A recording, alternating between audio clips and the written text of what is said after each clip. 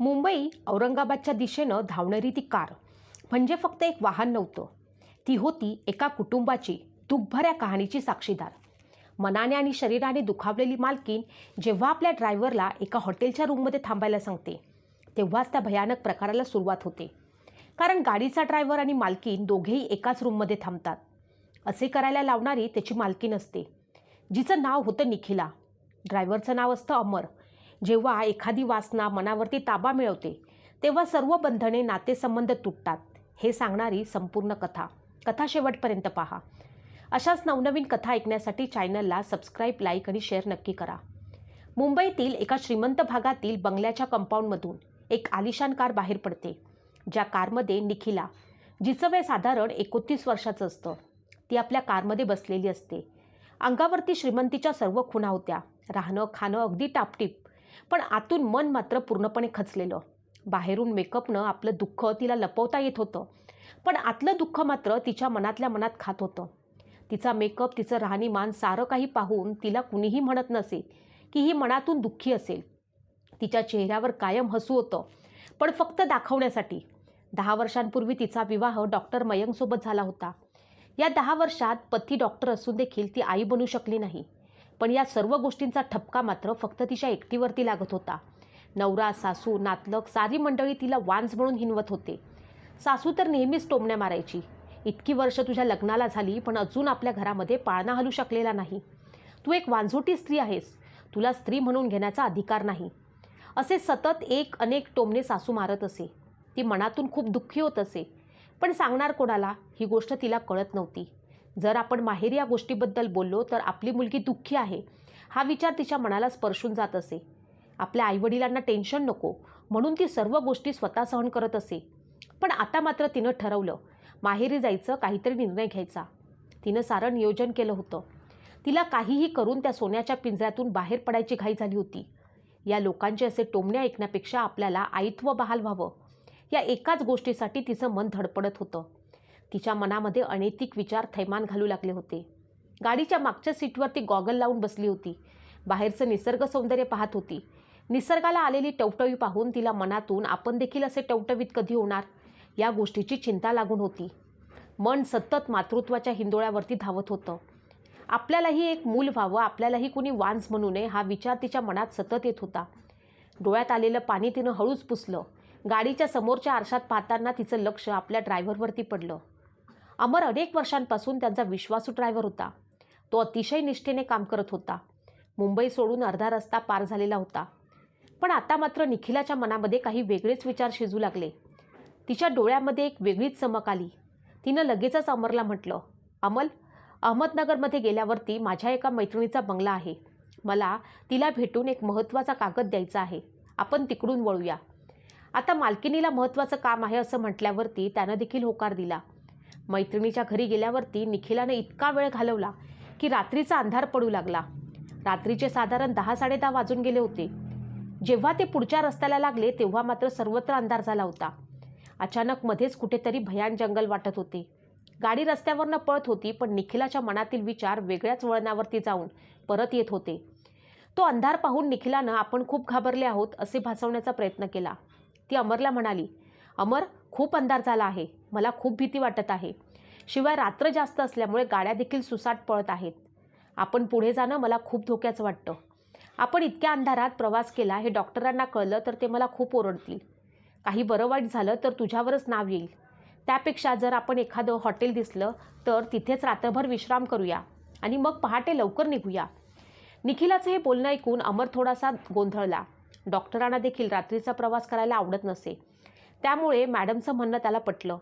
काही अंतरावरती गेल्यावर एका चांगल्या हॉटेलपाशी त्यानं गाडी थांबवली. आज जाऊन रूम्स अवेलेबल आहेत का ही गोष्ट चेक करून आला. निखिला देखील गाडीतून उतरली. दोघेही रिसेप्शनिस्टच्या जवळ गेले. अमरने 2 रूम हव्यात असे सांगितले. मध्येच निखिला बोलली, नाही, आम्हाला फक्त एकच रूम हवी आहे. मॅडमचे हे बोलणं ऐकून अमरने तिच्याकडे पाहिलं. तेव्हा ती त्याच्याकडे पाहून म्हणाली, मला एकटं राहायला भीती वाटते, त्यामुळे तू माझ्याच रूममध्ये थांब. आपण त्यांना एक बेड इथे लावायला सांगूया.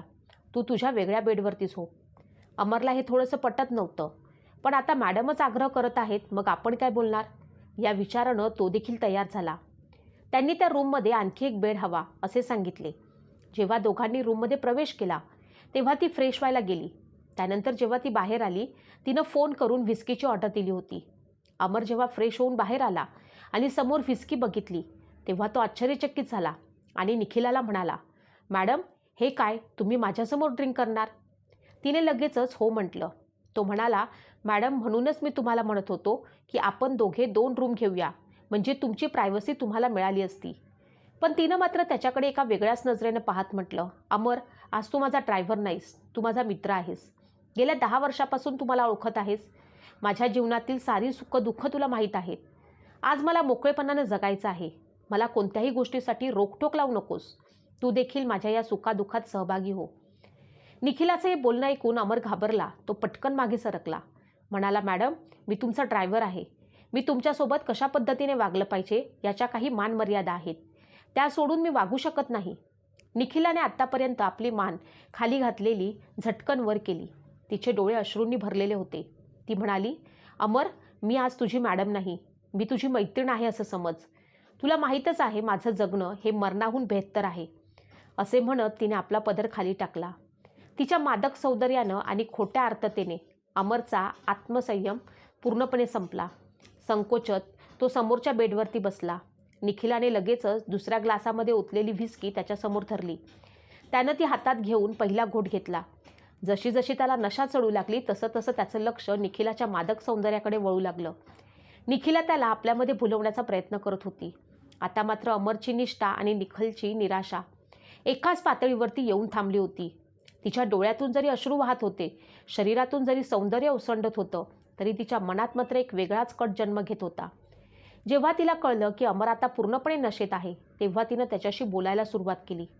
अमर तूच सांग, माझं आयुष्य कसं आहे? मला सोन्याच्या पिंजऱ्यामध्ये बंद असल्यासारखं वाटतं. रोज मी क्षणाक्षणाला मरण अनुभवते आहे. अशा रोजच्या मरण्यापेक्षा मला एकदाच स्वतःला संपवून टाकावं असं वाटतं. ती पुढे काही बोलणार इतक्यात अमरने तिच्या तोंडावरती हात ठेवला आणि म्हणाला, मॅडम तुम्ही असं काहीही बोलू नका. मला सारं काही माहीत आहे. दोष डॉक्टर साहेबांचा आहे. मी त्यांच्यासाठी इतकी वर्ष काम करतो आहे. मी त्यांचा रुबाब आणि तुमचा त्रास सारं काही पाहतोय. तुम्ही निरोगी आहात, मी हे खात्रीने सांगू शकतो. पण अमरचं हे बोलणं ऐकून निखिलाच्या चेहऱ्यावरती हसू आलं. तिला आता कळलं की अमर पूर्णपणे तिच्या बोलण्यामध्ये आलेला आहे. आता आपण आपला अंतिम डाव खेळावा असं तिनं ठरवलं. ती हळूच उठली. अमरच्या अगदी बाजूला जाऊन बसली. तिनं त्याचा हात तिच्या हातात घेतला. त्याबरोबर अमर घाबरला. त्यानं हात झटकन मागे घेण्याचा प्रयत्न केला, पण निखिलानं तो घट्ट हात पकडला होता. तो म्हणाला, मॅडम काय झालं? तिचा आवाज आता एकदम भावनिक झालेला होता. ती म्हणाली, अमर मला फक्त आई व्हायचं आहे. मला मातृत्व हवं आहे. तुझ्या सरांमध्ये कमतरता आहे. ते कधीच मला आई बनवणार नाहीत. मला माझ्या कुटुंबाचा वारसदार हवा आहे. मला एक बाळ हवं आहे. असं म्हणत तिनं तिच्या आयुष्यातील सर्वात अनैतिक आणि धक्कादायक मागणी केली. अमर तू मला आई होण्यासाठी मदत कर. तू माझ्या बाळाचा पिता होऊ शकत नाहीस का? हे सत्य कधीच कुणाला कळणार नाही. मला आई होण्याचं भाग्य लाभेल. मी आयुष्यभर तुझी ऋणी राहील. मात्र घाबरून तो मागे सरकला. तो घाबरत म्हणाला, मॅडम तुम्ही हे काय बोलताय? हे पाप आहे. मी तुमच्या मालकाचा ड्रायव्हर आहे. मी हे कधीच करू शकत नाही. निखिला मात्र त्याला सोडण्यास नकार देत होती. तिनं त्याचे हात पकडून त्याला भावनात्मक आणि शारीरिकरित्या जवळ ओढलं. अमर तू मला देव म्हणून भेटला आहेस. मला माहीत आहे तुझ्यात पुरुषार्थ आहे. माझ्यासाठी एक नवीन आयुष्य तयार कर. जर तू मला मदत केली नाहीस तर मी आज रात्री इथेच आत्महत्या करेन आणि माझ्या मृत्यूला जबाबदार तू असणार आहेस.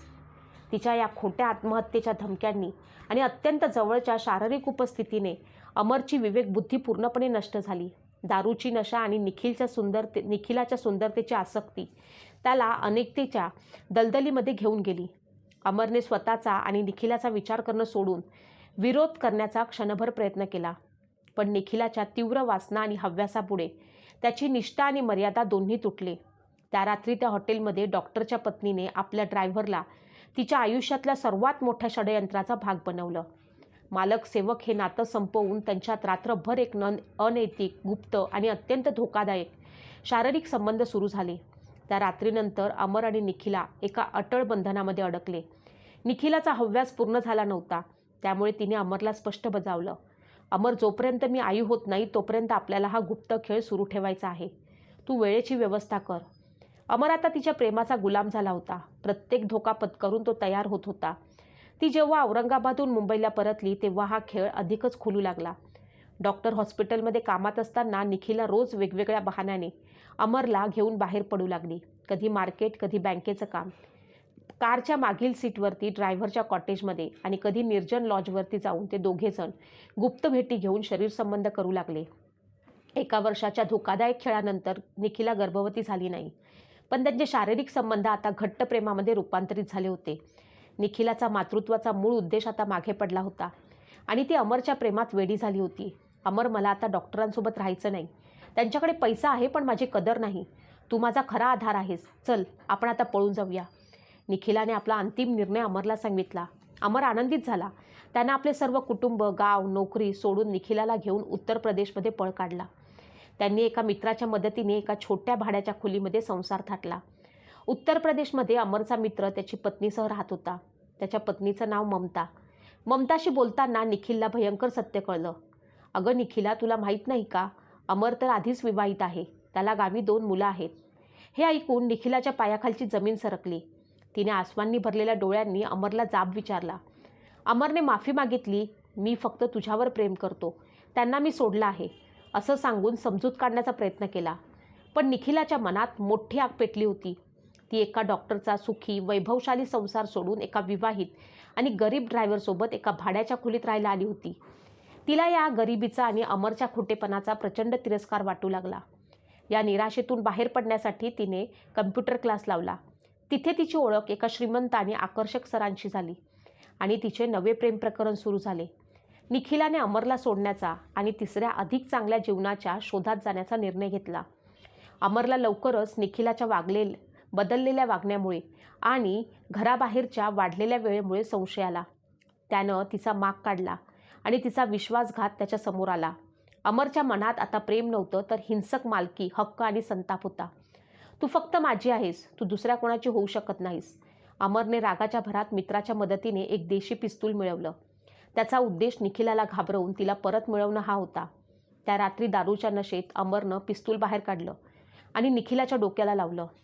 तू जर दुसऱ्या कोणासोबत गेलीस तर मी तुला मारून टाकेन. निखिलाने अहंकारात त्याला उलट उत्तर दिलं. चल, चालव गोळी. तू मला काय मारणार? मी आता तुझ्यासोबत राहणार नाही. निखिलाच्या धिक्कारानं आणि अहंकारी शब्दांनी अमरच्या डोक्यात रक्ताची लहर उठली. रागाच्या भरात त्याच्या हातून पिस्तूलचा ट्रिगर दाबला गेला आणि गोळी थेट निखिलाच्या छातीत घुसली. निखिला जागीच ठार झाली. अमरने निखिलाचा तो रक्ताने माखलेला मृतदेह तिथेच सोडून खोलीला कुलूप लावलं आणि तिथून तो पळून गेला. काही दिवसांनी दुर्गंधी येऊ लागली. त्यामुळे शेजाऱ्यांनी पोलिसांना कळवले. तेथे पोलीस आले. तेव्हा सारा प्रकार पाहून पोलिसांच्या लक्षात आलं. अमरचा सर्वत्र शोध सुरू झाला. तेव्हा अमरला दिल्लीतून अटक करण्यात आली. प्रेमाच्या वेडानं आणि अनैतिक वासनेनं एका निष्ठावान ड्रायव्हरला गुन्हेगार बनवलं होतं. एका डॉक्टरच्या पत्नीचा भयानक अंत झाला होता. या अतिगंभीर आणि थरारक घटनेमध्ये प्रत्येकाच्या चुकीनं एका निष्पाप ड्रायव्हरचं आयुष्य उद्ध्वस्त झालं आणि एका डॉक्टरच्या पत्नीचा दुर्दैवी अंत झाला. या 3 पात्रांपैकी सर्वात मोठी चूक कोणाची होती? तुम्हाला काय वाटतं? इथे डॉक्टर चुकीचे होते, अमर चुकीचा होता, की निखिला चुकीची होती? आणि याहीपेक्षा महत्त्वाचं, हा समाज चुकीचा होता का, जो तिला वांझ म्हणून हिणवत होता? तुमचं उत्तर कमेंट बॉक्समध्ये नक्की सांगा. सर्वात महत्त्वाचं म्हणजे आपण कधीही असे कृत्य करू नये ज्याची शिक्षा ही असा भयानक अंत असेल. निखिलाने जे केले ते अनैतिकतेच्या बाहेरचे होते. मातृत्वाच्या हव्यासापायी तिनं स्वतःचे सुखी जीवन नरक समान करून टाकले. त्यानंतर ती ह्या वासनेच्या जीवनामध्ये एवढी वाहवत गेली की आपण काय करत आहोत हे तिच्या लक्षातच आलं नाही. त्यामुळे तिचा दुर्दैवी अंत झाला.